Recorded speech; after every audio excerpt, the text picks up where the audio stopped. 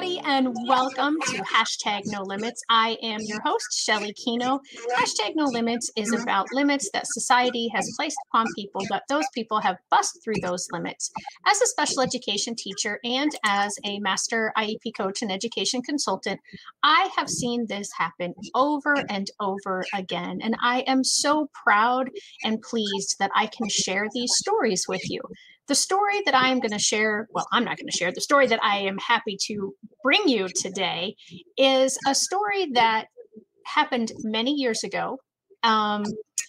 This family is my family, and I'm so pleased to call them my family. Technically, by blood, they are my husband's family, but they have included me from the very first moment that I met them all, and that is how they've lived their entire lives. And their story is very wonderful and loving. I'm so excited to have Cousin Vicky on with me today. So, hi, Cousin Vicky. How are you? I am fine. I'm Good. a little bit of a mess, but I'm fine. Okay. I'm Well, with you, Shelly. Yeah. So, Vicky, you are the baby of the family. Right? I am. So tell us a little bit about your family and about your brothers. I had one brother that was 10 years older than me named Charles Boots Shivitz. And I have another brother that currently lives in Florida that is 12 years older than me. And we lived in a very, very small town. I mean, small town, as you well know, about 150 people, maybe. I don't know. Never counted them. Right. It was truly a rural, small town atmosphere with a family around us that supported us. And my 10-year older brother, Boots, got polio when he was 5 or 6, and then he contracted post-polio encephalitis a year and a half later that did additional damage to him. So that's where the special needs comes in. And he lived to be 37 years old. He passed away in 1978, and that's the background. Yeah, so my husband had shared with me, and he has so many fond memories of Bootsy. So my first question regarding Bootsy is, how did he go from Charles to Bootsy? Where did that name come from? Best I recall, my folks and Eddie is the older brother that lives in Florida, and Boots were somewhere. I think he maybe had polio at that time. He was walking in his braces, or he was in a wheelchair, and he proclaimed wherever they were that he didn't like the name Charles.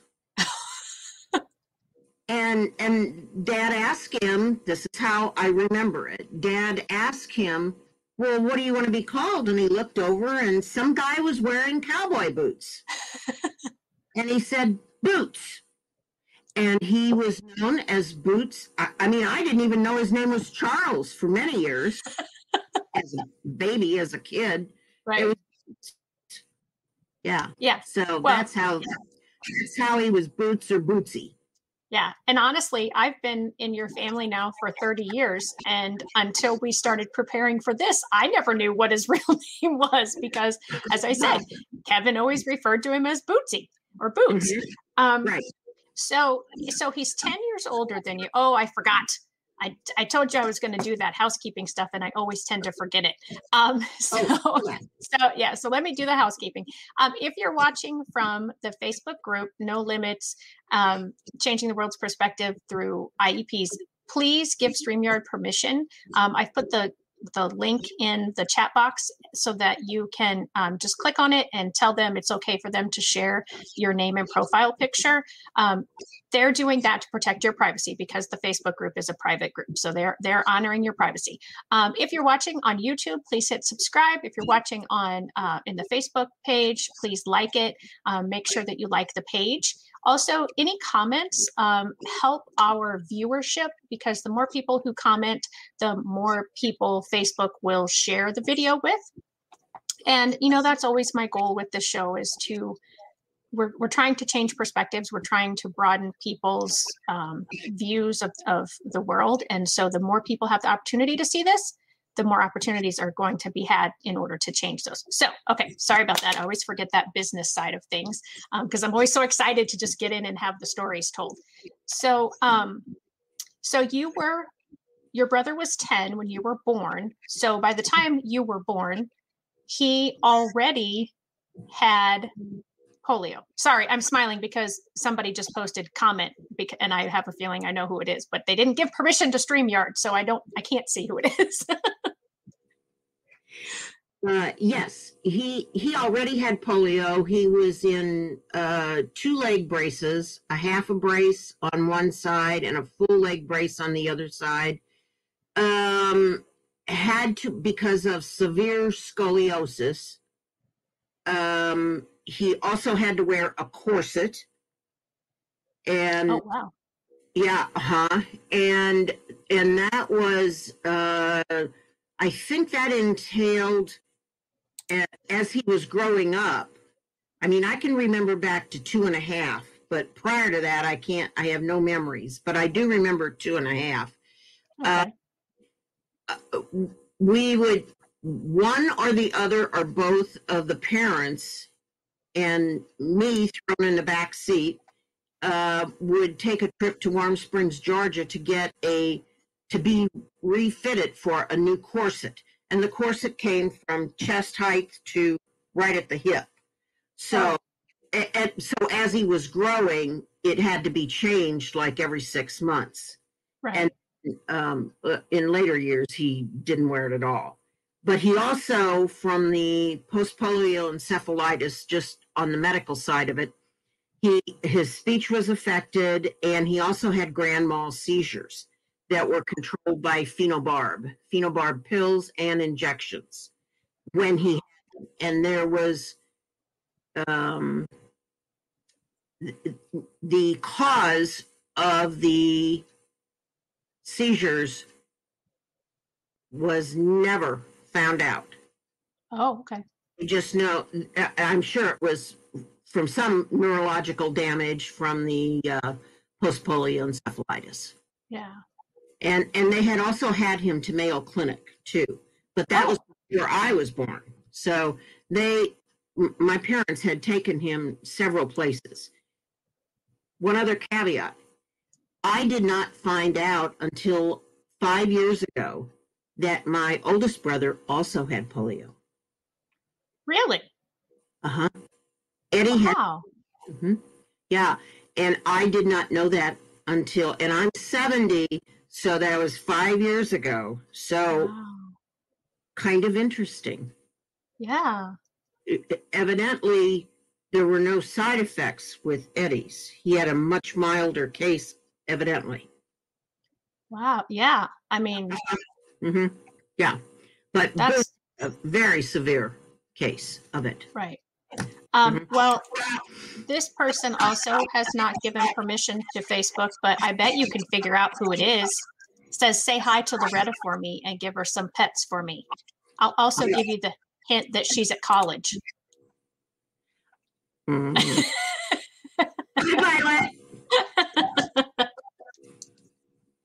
Yeah. She wasn't sure if she was going to be able to watch today, so I'm glad to see that she was able to join in. Good. So, wow, that's really interesting about Eddie getting it too, and that it was never spoken about. I didn't know it. Yeah. So, do you know if they got it at the same time? No, I don't. I didn't ask. I mean, I was so right. Sure. When it came up, 50th wedding anniversary for Eddie and his wife Nancy. Right. And I just stunned. Wow. So interesting. But that was in the 80s, you know, or whenever. Yeah. Wow. And so you've said it, you're 70 years old. So when your brother contracted this, this would have been back in the like 1950s-ish, Late 1940. Yeah, 50ish. Yes. Mm-hmm. Yeah. So, and she did give permission, so she can say hi to you now. So at that time, there was, I mean, this show is, mostly about special education. So there was no special education opportunities, or at least I shouldn't say there wasn't any, but there was no law to in. Oh no. Oh no. No. Everything was it was in our terms today, it was very crude. Education, medical services. I mean, you had to seek out medical services. And remember, when did the polio vaccine come in? 52, I think. I don't know. It was early 50s. The polio vaccine, I believe, came in to being. And so, I mean, it probably wasn't there when I was born. Right. But shortly thereafter, I'm sure. But education-wise, no. I remember Mother telling me that Boots did go to about 6 months of first grade school. And remember, I told you about the small town. So there was a one-room schoolhouse, and they had all the grades in one room. Oh my gosh. With right. one teacher. So Mom said that he went about 6 months, and then he contracted the post-polio encephalitis, and that ended the education. So I don't know if he could legitimately read or not. I have no idea. I just know that when I was aware of it, he always wanted his Bible open. And he was studying his Bible that's what he said. Yeah. Mm-hmm. So, well, you wouldn't remember because you weren't born yet when he was only 6. So, do you know? So you said his speech was affected with the post encephalitis. So polio encephalitis. Yeah. So, so he had I guess he had good speech and was yeah. And so how badly was it affected? Was he able to speak at all after? Yes, he could speak, but rarely full sentences and certain words, and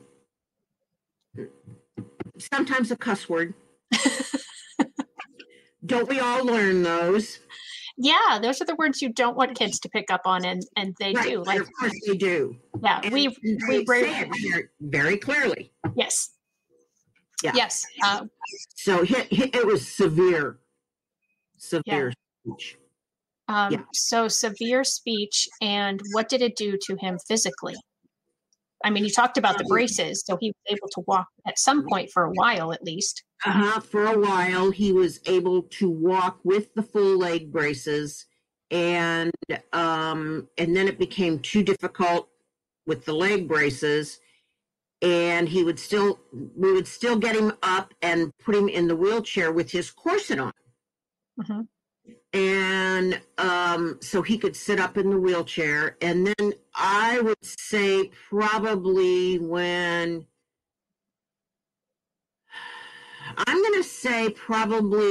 was 10 or thereabouts, it became too difficult for him. So he was entirely bedridden. So his right side was paralyzed. His right side was entirely paralyzed. Okay.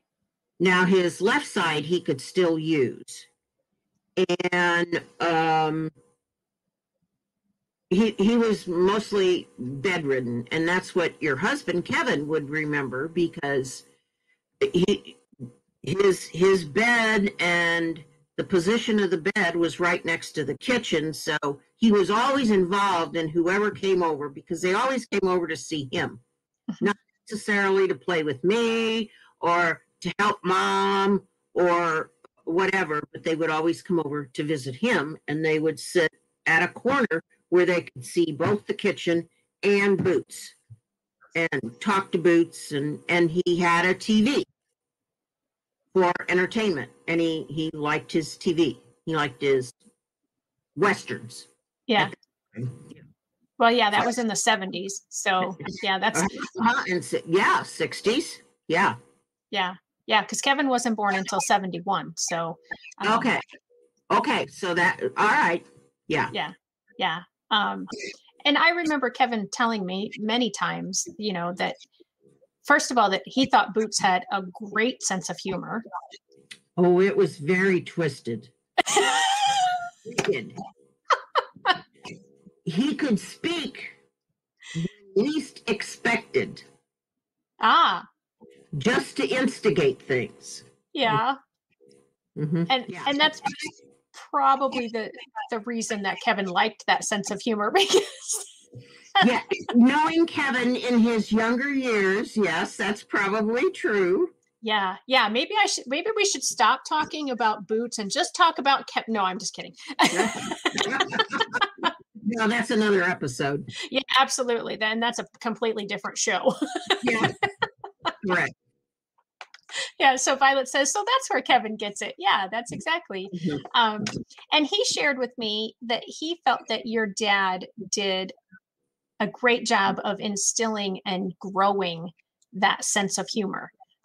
But when I mentioned that to you, you thought it was Big Unc that really worked up that sense of humor in him. I don't remember. Well, Dad had a great sense of humor, and gosh, he worked hard. So did Mom. But all the Shivitz brothers had a pretty wicked sense of humor. So I'm not sure that Boots got it genetically and by behavior also. Yeah. So we've talked a lot about Boots and his personality and his struggles with the polio and everything. But you as a sibling, you were I did have a guest on last week who has a brother with autism. And she is she is the older sibling. So her experience was a little bit different because, an older child having the parents all to themselves. And then I think she had a sister and then this brother. But your experiences are going to be vastly different because you were the younger sibling. So, and as we've mentioned many times, when you were born, he already had the polio and had the post-polio encephalitis. So what was it like for you growing up with somebody who had all of these needs? I just didn't know any different. I credit Mom and Dad because they struggled to make sure that all three of us had as normal life as possible, I would say, given the severe circumstances of Boots's medical situation. Right. And but I just didn't know any different. I became more sensitive to it, I would say, probably in my much later years, probably when I was after he had passed, and I was about maybe 50 or 45, 50, something like that. And I was thinking about some things that I had missed or that were different than what I see in a normal family, whatever that is. But see, I didn't know any different.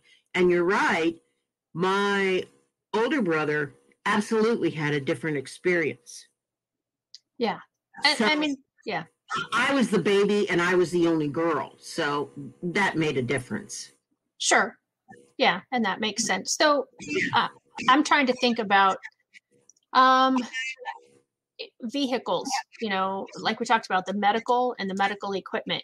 I imagine, so I need you to tell me if I'm wrong, that you probably didn't just pick up and go any place that you wanted to because he had his chair or he had his braces. And back then, they didn't build cars There was to, nothing handicapped. No. right. My earliest memory is an Oldsmobile, a big boat of an Oldsmobile, and Dad would build a in the back seat on the floorboard. He would build a bench across the back seat and make a bed, and Boots would lay there, and then they'd pitch me in the back too. Oh, And, okay. right on the bed or whatever. Right. Right. God forbid there were no seatbelts then. Well, yeah, there's that too. Yeah, and that too. And then we progressed from to a VW microbus when they first came out. Okay. And then he converted the back into a bed, which was really comfortable, actually. And then you had a middle seat and then the front seats. And then we went to a Greenbrier Chevy van. And then we went to a Winnebago, a very small Winnebago that gave us unbelievable relief because Dad could put Boots in the Winnebago and we could go wherever we wanted to go, for the most part. Right. And we progressed to a even bigger Winnebago. Okay. The last vehicle. But that had beds. That was really nice. Right. Yeah. I think about the vehicles today, and there's equipment to help lift the chairs in. There's ramps. There's spots. And there are vans now. And I just saw it on. They were advertising for an airplane where they are now making space available for wheelchairs on airplanes. But even in vehicles now, you can some of the motorized wheelchairs, you can ride them up, and then those are placed where the wheels will lock and all those kind of extra safety features. Yep. And it does make going places, I would think, much more manageable. More manageable, and it normalizes more things than you think. Right. Right. So when you were going to school, I'm thinking about, like Violet or myself in school and how, we'd go hang out with our friends. I always tried to be the home that everybody wanted to come to. But yeah, I mean, she would go places. So you're shaking your head. What? Yeah, I know where you're going. I would go to friends' houses. But by and large, everybody came to our house because Boots was there. And sometimes, well, for the most part, they always wanted to say hi to Boots, and they always wanted to mess with him and talk to him and yada, yada, yada. So everybody came to my house, and a lot of times to our house, and a lot of times people would drop by, or my friends would drop by because they came by and they didn't even want to see me. They would say Boots. I mean, well, it was okay. Yeah. Because that was just the way it was. You always said hi to Boots. Right. Well, and that's such a wonderful, inclusive setting without realizing that's what you were doing. And that's what I hinted at the beginning is your family has always welcomed any of us outsiders in as if we were part of the flock the whole time. Well, I think that was their philosophy, inclusion. Yeah. Yeah. And it's, I mean, from what Kevin has told me, that was definitely, he never he also never thought about Boots as disabled or, No. he was Boots. Mhm. This is who Boots is. Because by the time, like I said, Kevin wasn't born until 71. So, Boots was in his 30s by that point, or just maybe turned 30. And, so this is who we are. And we're not going to get into the Kevin stories, but Kevin was with at your parents' house a lot, from my understanding of his childhood. Yes. Yes. We'll just leave it like that. Yes, he was. Oh goodness, if you all knew the reason I am laughing so much at the way she said that.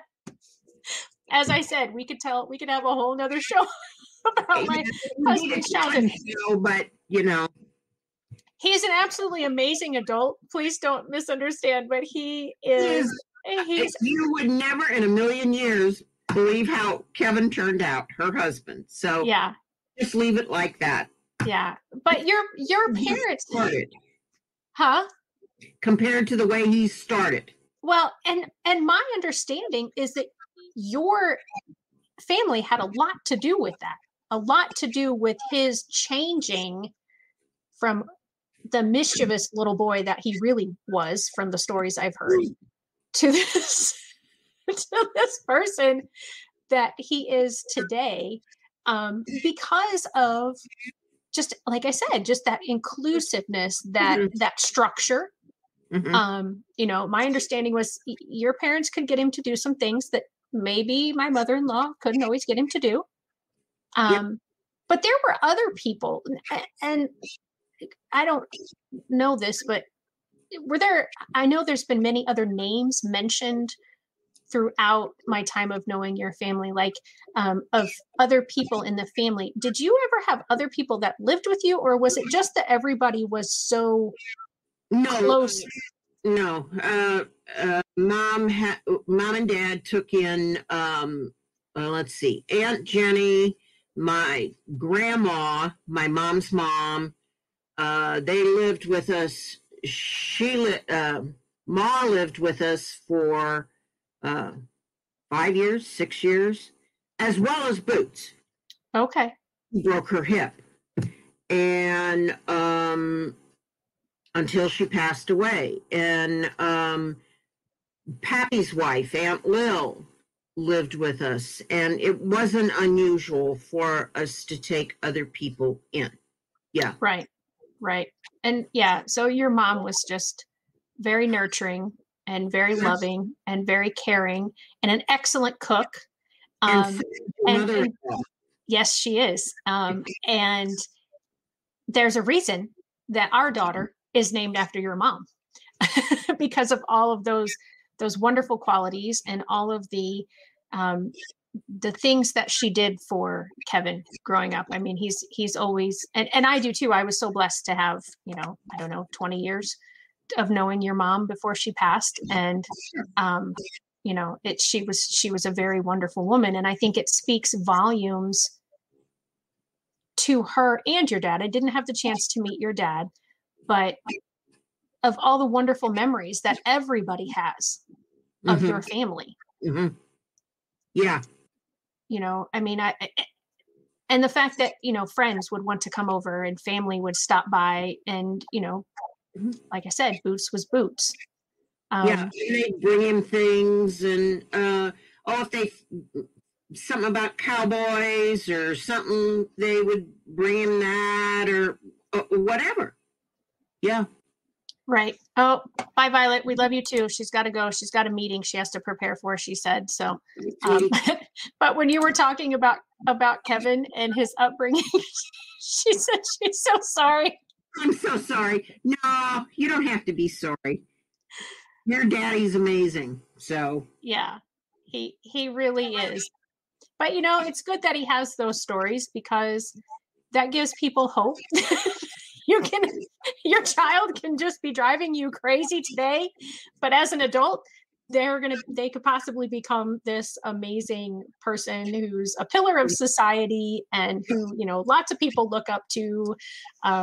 So to any parents listening and you're thinking, oh my gosh, You know, I mean, they didn't What label is kids. wrong with her husband? Yeah, they didn't label kids when my husband was younger as emotionally disturbed, but he might have had that label based on the behaviors that I've heard from him. My mother would probably label it differently, but that's okay. He was very strong-willed. He's still strong-willed today, but in a much better way. Mm-hmm. Yeah. Yeah. So if you have a strong-willed child, don't despair too much. Yeah, you have to get through the child rearing years, but that strong will, and my daughter is one who also has a strong will, and they can do great things once they learn how to manage that strong will. Well, he managed to absorb the inclusiveness and the tolerance. Yes. He managed, for Yeah. sure. Yeah, definitely. Yeah. So you've said that as you were looking back as an adult, there are some things that you, and I think we're all like this, but now that you look back at your life growing up and what your parents went through and did and had to do in a lot of cases, how has your perspective changed about your childhood and your upbringing, or has it? Well, some. I realize that none of us are perfect, and we all need to be tolerant, because you know the background of other people. Right. By the same token, in my later years, I'm talking about, when we went down to Warm Springs, Georgia, and Dad put in the heating and cooling for the little White House, FDR's little White House, blah, blah, blah, blah, blah. I'm thinking that was normal for me to hear. Right. Like that. And I remember Warm Springs, and I remember being down there. We would go down at least once a year to Warm Springs, Georgia Foundation. And he would get therapy and or whatever. And we also had a good friend that had polio, and her husband was the head physical therapist down at the Warm Springs Foundation for years. Okay. FDR was there when Franklin Roosevelt was there. That's incredible. Yeah. So it's like, who has that kind of history to talk about? Right. So that was normal. Oh, okay, we're going to Georgia. Okay. Right. Yeah, we're going to go see the president. Yeah. Yeah. Whatever. Dad's going to do some work or what, whatever. But right. So, but I do realize that some things were missed when your mother-in-law and your Kevin's dad to New Memphis. That freed up Mom and Dad somewhat, because they would sit with Boots oftentimes. Okay. One or the other, or both of them, but usually one or the other. And they would sit with Boots, and that was an opportunity for Mom and Dad to go somewhere as a couple, which was extremely rare. Right. Because all the celebrations and all the parties were at our house. Right. So that, I look back on those things, and it's a lot of history. Yeah. And that's interesting, because even today, in today's world, with all of the knowledge that we have about different disabilities and different, all the different medical things and all the different accommodations that society has embraced, parents with children with unique abilities are still isolated. They're still feeling like there isn't anybody that can or will watch their child for them when they want to go someplace. Or, I think about, he was 36 or 37 when he passed away. 37. And that was still full-time care that your parents were providing him from, the time he was 6 until then.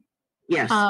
And in my book, Those Who Can't Teach, which I happen to have a copy of it, that there were families that are still facing those situations, and they're still scared to ask people to stay with their child, because that's you're literally putting your child's life in someone else's hands. Correct. And while that's daunting from the acceptor of that, because I've had that experience before, it's really a beautiful thing that the trust that the parents of the child have with whoever it is that they are granting that privilege to. No question. But be careful of the isolation. Yeah. And don't think that you can't include people, because you can.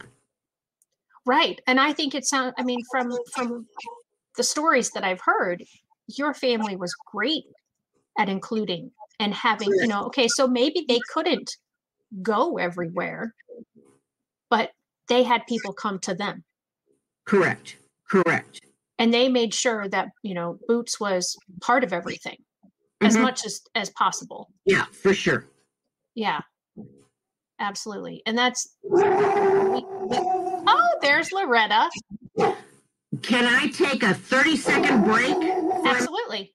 Okay, I am very, very sorry. No, that's okay. That's totally okay. Yep, Loretta is her beautiful and amazing German Shepherd that is very well trained, very loved, very spoiled. But yeah, she was napping, so she's awake now apparently, and she's ready to go outside and take her little break. So for those of you during this little bit of a commercial break, so to speak, if you're watching, please let me know in the comments. Let me know, #live or #replay if you're watching this on the replay. And again, make sure that you give Facebook permission if you are in the group, that they can post your Facebook profile picture and name. If you like this, make sure to like it, subscribe to the YouTube channel. The more we can get these kinds of things out there, the better our entire world will be, because there are so many wonderful people that are being excluded because of their abilities. And we're missing out on a lot. So you got Loretta all taken care of? I did. Okay, good. She's calm now. For the moment, sorry. Yeah. Oh, no, that's okay. That's the great thing about this show. It's very casual, and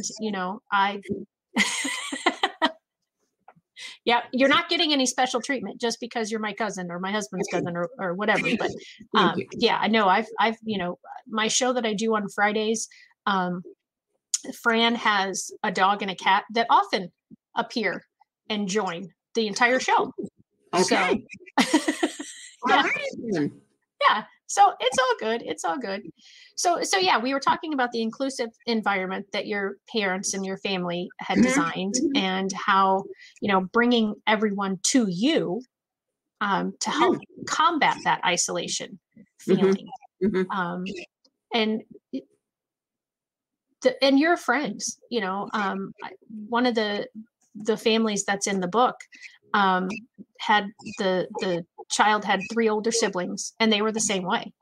Their friends came to their house to hang out. The friends knew the youngest sibling as much as they did the friend of, whichever older sibling was their friend that they were coming to hang out with. And yeah, I mean, I wish that was the case for everybody, whether they have older siblings or not. And it's not sometimes. It's just not. Yeah. But the more you that would be probably some of the wisdom that I could leave you, and that would be, that I could tell your listeners. Oh dear. My parents were really good about teaching tolerance and joy, and they educated people through their example. Right. Yeah, so, absolutely. Don't be afraid to do it, and we're all different. Absolutely. So it's just a matter of how different we are. Right. Right. That's why I like to try to focus on the abilities, and not call it disabilities, because every one of us, every one of us has abilities that are different than everyone else. And every one of us is unique in our own unique way, whatever that is. Mm-hmm. And I'm so thankful for that, because imagine how boring life would be if everyone were like you or everyone were like me. Think of right. Right. Yeah. I mean, think of all the things that would not have been invented if it had been like everybody was the same. Correct. Good focus, Shelley, on abilities. Yeah. Well, and that's what it is. I don't like to use the word disability to talk about my guests' situations or family members or whatever it is, because to me, the definition of that is it can't do. And, again, going back to the title of my book, I learned so much from my students that I taught and their families that welcomed me in. Mm-hmm. That why would I not want to have that opportunity? Why would I not want to share that with as many people as I could? That would be extremely selfish of me. Yeah. And yeah, I mean, maybe somebody doesn't read as quickly or comprehend as well, or doesn't understand math as well, or doesn't write as well, or doesn't have the physical abilities to the level that other people have. But so what? Why do we look at that as a negative? They're just minor limitations. Mm-hmm. Really is what they are. So you would around them. Yeah.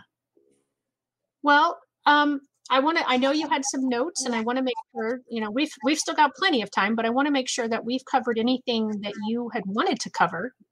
Because I never like to leave without giving that opportunity.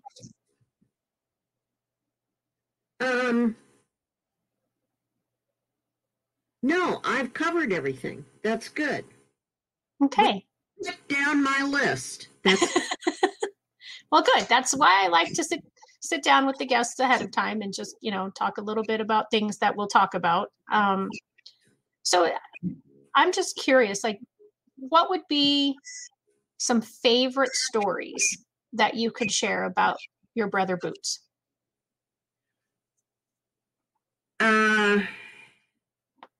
Well, I have to not include my favorite one, and it had to do with cowboy boots, by the way, but I can't share that. I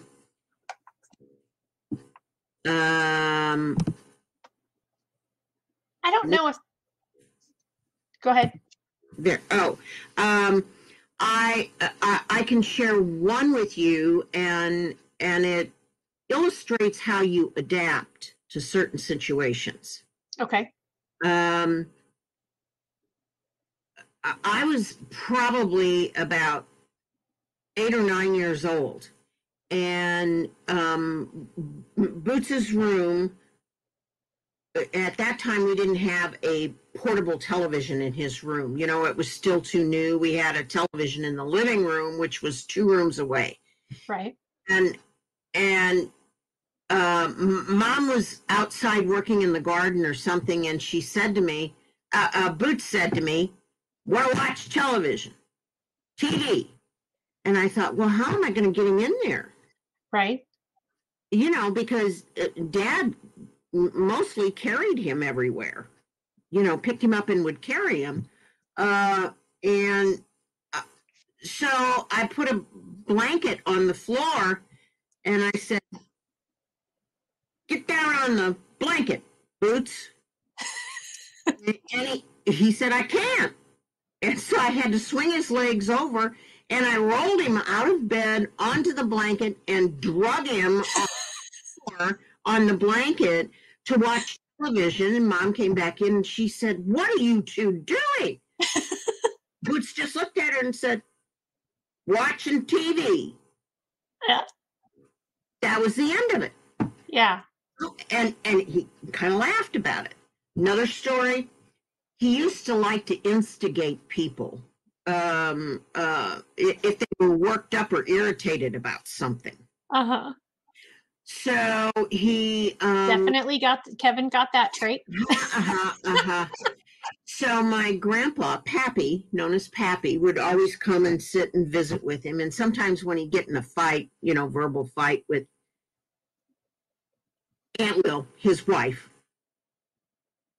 "That woman," that's not exactly his words, but "that woman," and he'd be sitting there and Boots would say, "Are you mad, Pappy?"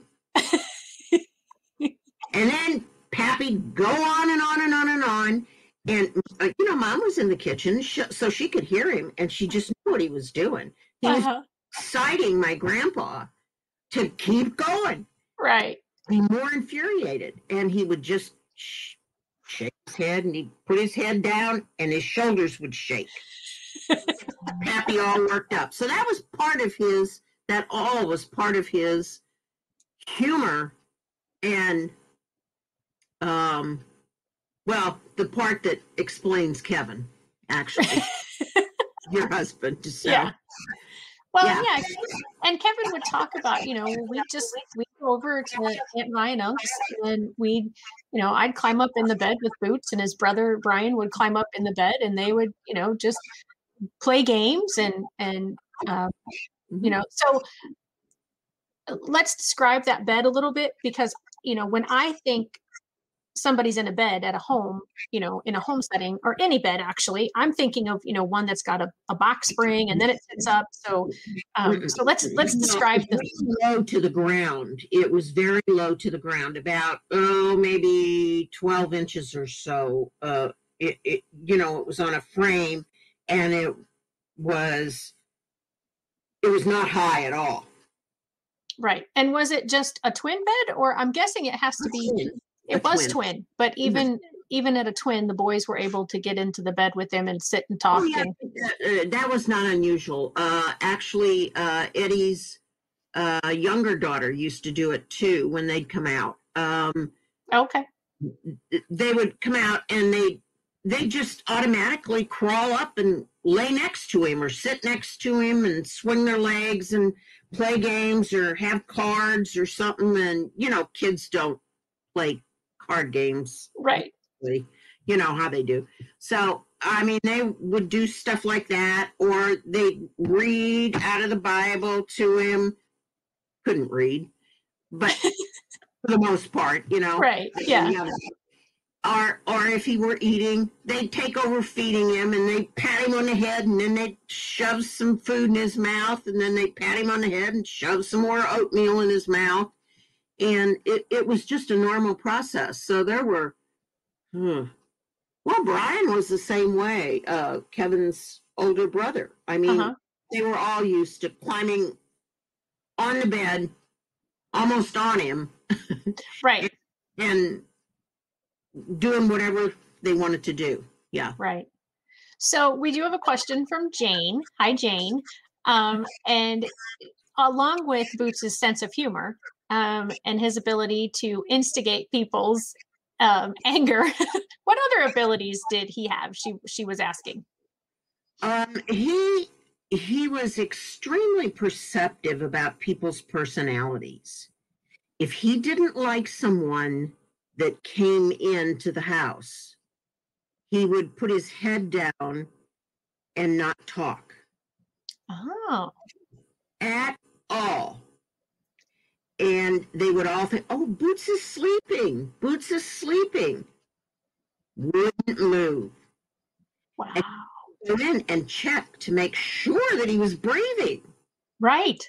Because he wasn't about to talk to whomever he didn't want him to sit down by him even. He didn't care for him. Wow. Uh-huh. So, did you ever bring any boys home? Well, let's see. No, yeah, you would have been old enough to be bringing boys home. But did he have anybody that he didn't like that you brought home? Or maybe should I say, how many did you bring home that he didn't like? No, the one that I did bring home that he probably didn't like, but he wanted to mess with me on, and he would make fun of him. And I'm not. Oh yeah. After he was gone, he would make fun of him, and then he'd just laugh and put his face down. Yeah. In the bed. On his lap, like this. Oh, that is so funny. Yeah. Yeah, he was an amazing judge of character. Yeah. Well, that's awesome. So I will tell you the one story about the cowboy boots, however. Not from his name, but I'll tell you and I'll leave out the word. Okay. Didn't say.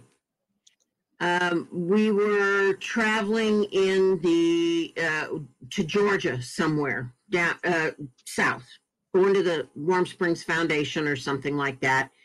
And we stopped for gas, and I believe we were in the VW bus. So that bed was high up when you stopped for gas. And in the old days, they actually had attendants that came out and pumped your gas. Right.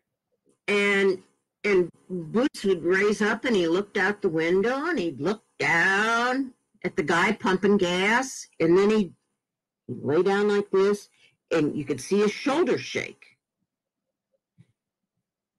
And Dad didn't say anything. So the guy got done and we pulled over to the side, over on the side and parked for a minute to rearrange stuff or whatever. And I remember Pop coming back and saying, Boots, what is so funny? And very clearly, in a full sentence, he said, 40 years a cowboy and never stepped in. I don't know what amused him about the guy, but 40 years a cowboy and never stepped in. He learned that on one of those Westerns that he watched. It could have been. It could have been. Easily could have been. Oh, that is funny. Yeah. So that's the real Boots. Yeah. And that's the Boots that I heard the stories about. And right. Yeah. And I've actually heard that story before and several others that made me sad that I never got to meet him. Yeah. Wicked sense of humor. Wicked. Yeah. That's so awesome. That's so wonderful. Well, Jane, do you have any more questions? Or anybody else? I know Violet left. I don't know who's watching right now. We had somebody earlier type in a Bruno curbsider, which I presume is a type of car. Because it's when we were talking about the different vehicles that you'd had. And that popped up then. So I'm thinking that maybe somebody had a type of car like that. But I so appreciate that you came on today and shared about Boots. Like I said, I've been in the family for 30 years now and have wondered about him. I've heard a lot of stories, but didn't know a lot of the stuff that you shared today. And I'm so grateful that you came on and shared. It's a lift. The Bruno curbsider is a lift. It's what somebody just typed in. And so, yeah, is there any advice? Is there any words of encouragement or anything that you would like to leave our guests, our viewers with that you haven't already said? No, really not. Just embrace it. And Include people. Don't exclude. Yeah. And everybody does the best they can. Yeah, absolutely. Absolutely. And I think that's beautiful. Include, not exclude. And I've said this on this show before and on my show with Fran on Fridays, that don't make excuses for people. Invite them and give them the opportunity to say no. Correct. You know, yeah. Good idea, Shelley. Yeah. You. Do you, Jane, man. All right. Do you feel guilty about anything regarding boots? Man, she's zinging you. Well, that's what best friends are for, though, right? That's what best friends are for. Besties are good at. No, I can't say no. That's good. No, I had a good life growing up. Really did. Yeah. I no, nothing. And if I were to talk to older siblings, like I said, like my guest last week, her experience was different because she had been around before the brother came around. And, I'm sure if you ask my brother, he'd be like, oh yeah, I wish, I have all kinds of regrets about my sister because she's my sister.